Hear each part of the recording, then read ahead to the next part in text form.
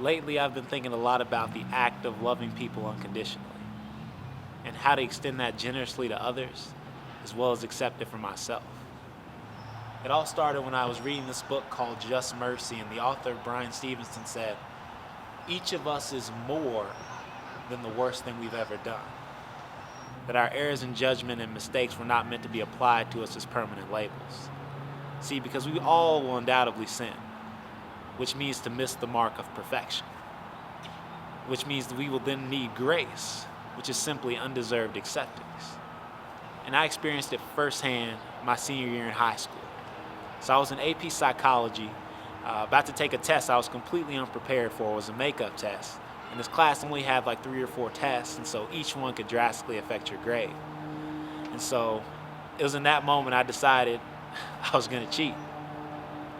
And so I was able to get the answer sheet, and I tucked it under my test, and I went outside to take it.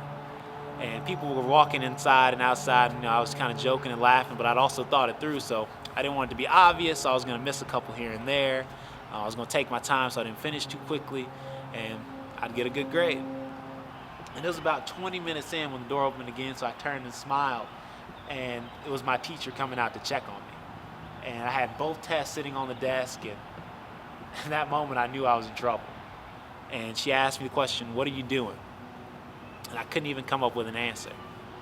And she grabbed both tests and said, "We'll talk after class." And so as I was sitting in class, I immediately started thinking of the consequences that I would undoubtedly get, which was, at best, I was gonna fail the test and get a 0, which would drastically change my grade. Or at the worst, because of the honor code, she could fail me and I'll have to delay my graduation. And so as I walked up at the end of class, fully expecting the worst, she asked me again, "What were you doing?" And so I was honest. I told her I wasn't prepared to take the test and I didn't want to do badly on it. In a moment of desperation, I saw an opportunity to cheat and I took it, which I honestly think is a bigger analogy for our world at large. I think most people are good people. They want to do the right thing, but in desperate situations, they make bad decisions. And so she looked at me and said, "Why don't we act like this never happened? Because even though you made a bad decision, I know you're not a bad kid. And so I'm gonna give you a chance to take the test again." And I honestly don't remember much from that psychology class, but that was a lesson I would never forget. One in empathy that says, even though a person makes a bad decision, you don't have to automatically deem them as a bad person.